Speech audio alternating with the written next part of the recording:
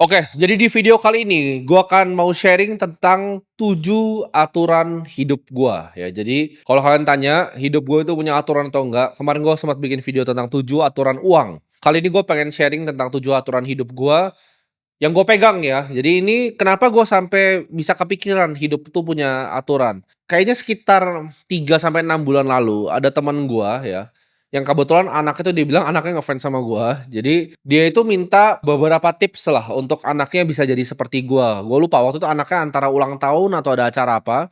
Dia bilang, "Bro, bisa tolong nggak, kasih dong, aturan di hidup lu tuh apa biar anak gua bisa jadi seperti lu." Jadi daripada kebuang cuma untuk sarannya anak teman gua pakai untuk sharing ke kalian aja 7 aturan hidup gua. Yang pertama, aturan hidup gua adalah selalu haus belajar ya. Kalau gue sebutnya kadang gue tuh adalah pembelajar profesional. Jadi setiap hari gue tuh belajar, belajar, dan belajar. Gue kalau pengen tahu tentang suatu, gue selalu belajar. Jadi jangan jadi orang yang tidak mau belajar ya. Mikir lu paling pinter, percayalah lu bukan orang paling pinter. Tapi belajarnya harus dengan cara yang spesifik ya. Contoh gini, bukan berarti lu baca 100 buku lu akan jadi lebih pintar. Itu kesalahan yang kebanyakan orang lakukan. Mereka main ke Gramedia aja, beli buku ngasal, mereka baca, ya kan. Oh, oke, mau belajar misalnya trading kripto, cari buku trading kripto. Oh, yang tulis siapa nih? Oh, nggak tahu nih namanya. Ya, tapi gue beli. Begitu dia selesai baca, ya kan, dia ngerasa, "Oh, gue dapet ilmu nih." Terus dia datang lagi ke Gramedia, baca lagi, dapat ilmu, baca lagi, dapat ilmu. Itu namanya masturbasi mental, gue bilang. Jadi setiap kali lu mau konsumsi suatu informasi, contohnya kayak gini mungkin seliweran di TikTok gitu kan, atau misalnya di Instagram Reels kalian, ketika kalian nonton ada orang misalnya podcast atau ada orang ngadep sini tuh sambil ngeliat kamera gitu. Lu stop dulu, ya. Lu stop dan lu mikir, "Orang ini siapa sih?" Kayak lu baca buku tuh. Oke, Intelligent Investor ditulis Benjamin Graham, dia gurunya Warren Buffett. Tapi kalau lu belajar investasi saham sama orang nggak jelas, ngapain lu dengerin gitu? Misalnya ada buku ya, buku trading crypto, lu lihat yang nulis siapa? Oh, ini orang goblok gitu yang nulis, kenapa gua baca bukunya? Kalau yang tulis tuh orang goblok, gua makin goblok dengan baca bukunya. Sama seperti opini yang lu denger, yang seliweran di sosmed. Filtrasinya sederhana, apakah hidup dia adalah hidup yang gua mau? Kalau jawabannya enggak, ya jangan dengerin. Karena pemikiran dia itu yang buat dia sampai di taraf hidup dia itu, paham nggak? Jadi kalau lu belajar dari orang yang salah, ya, lu cuma ngeliat, "Oh, kayaknya nih orang bijak nih, kayaknya nih orang bener." Tapi lu lihat hidupnya, "Kok gembel ya? Gua nggak mau loh hidup gembel. Kok dia bilangnya sederhana ya? Oh, dia punya konsep tentang obligasi begini, konsep tentang kripto begini. Tapi kok rumahnya gembel ya?" Gitu. Karena pemikiran dia itu yang bawa dia sampai ke level itu, ya. Kalau itu bukan level yang lu mau, ya lu jangan dengerin, gitu. Kalau ada konglomerat ngasih tahu lu tentang ini, oh, dia oke, uangnya 10 triliun, mau ngasih tahu lu tentang cara bikin uang, ya lu dengerin.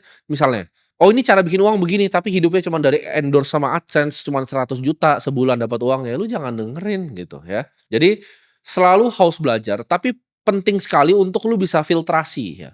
Lu bisa filter apa yang lu mau pelajarin dan apa yang lu mau buang. Nah, ini aturan kedua gua ya, percaya pada mimpi kalian tanpa keraguan. Jadi gini, orang itu kan banyak yang mau achieve sesuatu yang hebat di hidupnya, tapi nggak semua orang mau melakukan hal-hal yang sulitnya ya. Ketika sudah mulai sulit mereka quit gitu. Bisnis mulai sulit sedikit mereka quit ya. Trading kripto sulit sedikit mereka quit, mereka menyerah. Orang yang gampang menyerah ini adalah manusia paling sampah di dunia menurut gua pribadi ya. Orang bilang, "Kenapa lu nggak pernah gagal, Tim? Kenapa lu sukses di semua yang lu kerjain?" Gue bukan masalah sukses di semua yang gue kerjain, gue itu cuman nggak pernah nyerah ya. Gue nggak pernah quit. Gue nggak pernah bilang, "Oke, gue nyerah ya di sini." Kayak lu main game ya, lu main game misalnya gampang gitu ya, lu pakai cheat code easy gitu, lu bantai-bantai semuanya. Seru nggak gamenya? Enggak ya. Sesuatu yang seru di kehidupan tuh datang dari sesuatu yang sulit lu kerjakan. Apa yang bikin misalnya orang yang bisa misalnya main piano itu hebat gitu? Karena sulit, nggak semua orang bisa. Nggak semua orang bisa, latihannya tuh sulit sekali. Seperti misalnya main basket, latihan tuh sulit sekali. Untuk sampai level NBA, latihannya tuh sulit sekali. Tapi orang yang bisa sampai ke level NBA itu yang dari kecil tuh punya mimpi. Dia punya mimpi, "Oke, gue pengen jadi pemain NBA." Lalu dia nggak pernah patah dengan mimpinya. Kayak gue punya mimpi gue pengen jadi orang paling kaya, tapi mimpinya itu nggak pernah patah. Mau, gue achieve atau gue gagal tuh nggak masalah. Tapi mimpi gue nggak pernah ragu sama mimpi gue sendiri. Jadi jangan cuman karena hidup itu udah kasih sulit sedikit lu menyerah gitu. Orang yang seperti itu lu nggak akan jadi apa-apa. Karena game yang sulit diselesaikan itu justru yang memberikan satisfaction yang paling tinggi. Itu memberikan lu kesenangan yang paling tinggi ketika lu berhasil conquer sesuatu yang sulit, bukan yang mudah. Aturan ketiga, ya, ambil aksi yang konsisten dan fokus. Di sini gue ngomong motivasi itu tai, gue paling benci ya, jadi jangan pernah lu komen di YouTube gue, Timothy Ronald tuh adalah motivator. Gue itu sama sekali, gue paling jauh ya, motivator nggak ada yang ngomong kata-kata kasar seperti gue. Gue ini cuman sharing apa yang gue alamin ya, jadi ini based on real apa yang gue alamin, gue sharing ke kalian. Motivasi itu gue bilang sih, motivasi itu tai, cuman sesaat. Lu nonton ini ya, lu ikutin aturan hidup gue, besok lu udah berubah dengan sikap lama lu yang bodoh itu lagi. Ketika ada influencer yang kayak, "Halo, begini begini begini," lu pikir, "Oh iya ya bener juga ya dia." Padahal lu nggak tahu hidupnya dia seperti apa, apakah dia gembel atau enggak. Tapi lu dengerin terus gitu. Fokus, konsisten, disiplin, persistence ya. Itu paling sulit. Kalau motivasi itu angin-anginan, ya bisa sehari ini lu motivasi, besok motivasi hilang. Lu cari motivasi lagi dari orang lain gitu. Lu mau ikut seminar motivasi lagi, tapi besoknya hilang lagi. Kenapa? Karena lu bukanlah manusia yang disiplin. Manusia yang disiplin tuh manusia yang bisa makan tai setiap harinya. Dia nggak akan capek, setiap hari makan tai pun dia akan makan tai. Orang yang bisa taruh kepalanya ke bawah ya, dia bisa nunduk, kerja doang, tanpa orang lain perlu tahu apa yang dia kerjakan, dalam waktu yang sangat panjang, itu akan menang. Jangan lu baru misalnya baru bisa belajar trading, baru belajar trading dikit udah langsung Insta story, pasang lu punya chart itu kan kayak, lu udah hebat." Keep your heads down gitu. Tundukin kepala lu, belajar seninya, lakukan dalam jangka waktu yang sangat panjang, dan lu pasti akan sukses. Aturan hidup gue yang keempat ya, nikmati kegagalan. Maksudnya nikmati kegagalan ini apa? Gue juga dari dulu ya, dari cerita hidup gue. Zaman gue masih jualan pomade, itu udah diambil bea cukai segala macam. Itu gue nggak anggap itu sebagai kegagalan, tapi belajar ya. Setiap kali gue berinvestasi, setiap kali gue trading sesuatu yang gue rugi, gue belajar justru. Dari kegagalan ini apa yang harusnya nggak gue lakukan. Ketika zaman dulu gue main game, kalau kalah gue selalu pikir, "Apa yang gue lakukan salah ya? Harusnya ada yang gue bisa lakukan dengan benar." Ketika gue main basket ya, shoot gue nggak masuk, gue pikir, "Wah kenapa ya waktu itu shoot gue nggak masuk? Oh kaki gue kayaknya kurang kuat nih lompatnya." Gue latihan kaki habis itu. Gue selalu fokus improve dari kegagalan gue. Jadi kegagalan itu adalah hal yang biasa dan itu harus dinikmati. Kalau lu mau ikutin aturan hidup gue, lu mau ikutin aturan hidup lu mah suka-suka gitu ya. Tapi aturan hidup gue adalah kegagalan itu adalah sesuatu yang lu harus nikmati. 5. Nah ini penting ya, bangun network yang luas. Maksudnya apa? Kita itu tidak bisa hidup sendiri. Mau lu bilang lu yang paling jago, belum tentu ya. Selalu ada orang yang lebih jago, lebih hebat, lebih pintar di luar sana. Dan fungsinya kita sebagai manusia itu apa? Kita dari dulu tuh saling membantu ya, satu dengan yang lainnya. Ada yang satu bisa bercocok tanam, ada satu yang bisa berburu. Ini semua jadi sebuah ekosistem, jadi sebuah komunitas. Lu harus punya network ya, lu harus punya mentor yang bisa ngajarin lu. Gue nggak akan ada di diri gue sekarang kalau tidak ada mentor yang ngajarin gue seperti ini. Makanya ini yang gue pengen balas budi ke mentor-mentor gue yang di atas, yaitu gue pengen sharing ke kalian. Ya ini bentuk mentorship nih. Gue itu nggak akan ada di sini tanpa network yang gue punya. Ya, lu perluas ya network lu. Join komunitas-komunitas ya. Jangan cuman mau hidup sendiri. Lu ngerasa oh cuman gue yang paling jago, cuman gue yang paling hebat. Jawabannya enggak. Lu selalu bisa belajar dari orang lain, apalagi yang mereka yang udah ngelewatin hal yang lu belum lewatin. Kenapa? Ketika mentor gue bilang, "Oh Tim begini ya cara ini ya." Oh iya ya, ternyata begitu ya. Kenapa? Karena dia udah pernah di posisi gua, dia udah pernah gagal di situ. Jadi gua nggak usah perlu gagal lagi ya, gua tinggal lompatin dengan ilmu yang dia kasih ke gua. Sama kayak kalian nonton video gua terus-terusan, tuh kalian ngelompatin banyak hal yang harusnya kalian nggak lewatin. Kenapa? Karena gua udah lewatin duluan. Gua udah makan tainya dulu ibaratnya. Aturan hidup gua yang keenam, jaga waktu lu, karena waktu lu tuh udah hal yang paling berharga di dunia. Jadi ini yang banyak orang nggak lakukan. Mereka pikir, oh mau melakukan sesuatu yang seru ya, temannya ajak ke konser Bruno Mars, ayo ke konser Bruno Mars. Temannya ajak ngantri boneka, ayo ngantri boneka gitu. Kalian itu nggak bisa menjadi pemikir yang independen, kalian nggak bisa jaga waktu kalian sendiri ya. Ini problem yang sangat amat besar gue lihat di masyarakat ya. Mereka sangat FOMO gitu. Karena lu itu nggak bisa jaga waktu lu sama sekali ya. Ketika teman-teman kampus lu, oke ayo kita demo di sini. Tiba-tiba ketua BEM-nya akhirnya join partai politik gitu. Terus kalian kecewa, kok dia begini ya? Kok dia malah gabung koalisi ya? Ya karena semua yang demo-demo itu, yang pimpin demo-demo itu cuma akan jadi koruptor-koruptor selanjutnya. Jaga waktu lu, hargai waktu lu. Temen lu ngajak ngopi yang nggak penting, jangan gitu, lu belum punya duit. Gue bukan di sini ngomong lu nggak boleh nonton, boleh, kalau lu udah kaya aja tapi. Kenapa? Lu nggak kasihan sama keluarga lu. Keluarga lu punya duit belum, ya, hidupnya nikmat belum, lu udah main kayak begitu aja gitu. Kasihan ya. Kasihan keluarga lu, kasihanin diri lu sendiri. Lu bebasin mereka semua dari kebebasan finansial, baru lu bolehlah enjoy.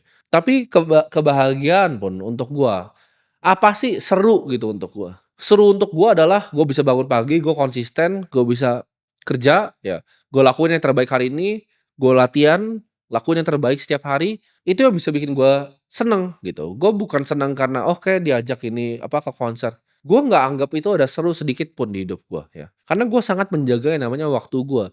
Contoh ya, ada yang ngajak gue ngopi keluar. Kalau dulu mungkin 4 tahun lalu, 5 tahun lalu gue ladenin. Sekarang gue nggak pernah ladenin. Gue cuma tanya, "Ini ada kemungkinan transaksi atau enggak?" Gitu. Ada untungnya buat lu, ada untungnya buat gue atau enggak. Kalau kalau cuma sekedar buat ngopi-ngopi aja enggak usah ketemu gue. Orang mau bilang gua sombong, orang mau bilang gua apa, terserah gua gitu. Kayak orang bilang, "Oh mau datang ke podcast ini enggak? Datang ke acara ini enggak? Datang ke itu enggak?" Gue cuma mikir kalau orangnya gua nggak gitu suka-suka amat, enggak lah ngapain gitu. Lu nggak bisa bayar waktu gua juga kok, gua juga nggak minta dibayar ya. Gua itu sangat menghargai dan menjaga waktu gua, dan gua harap kalian tuh harus menjaga waktu kalian. Jangan gampang FOMO, jangan gampang ikut-ikutan teman, jangan karena dijauhin sama teman terus kalian jadi nggak mau kerja, jadi ikut main-main sama mereka ya, jangan seperti itu. Jaga waktu lu dan hargai waktu lu. Karena uang itu banyak ya, yang nggak bisa dicari itu cuman waktu, kesehatan, dan juga cinta ya. Kalau uang itu gampang dicarinya.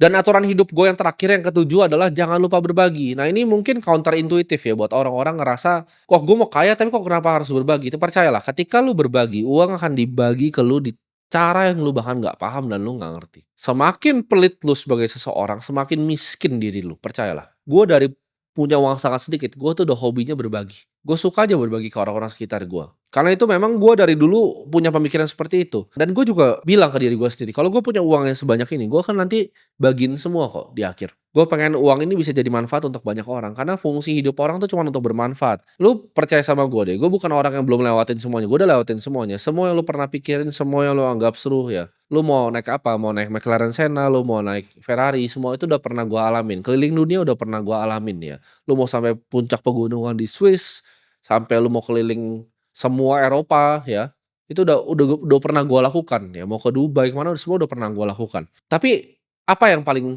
seru menurut gua? Yang paling seru tuh bukan semua itu tentang uang ya.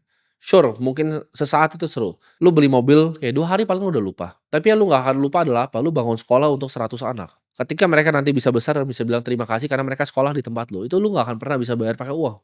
Jadi berbagi ke sesama itu adalah hal krusial yang gua selalu lakukan dan yang akan bikin hidup lu jauh lebih sukses dan lu lebih lebih diberkati lagi. Karena karma itu ada ya, semakin baik lu ke dunia, dunia akan kasih balik ke lu.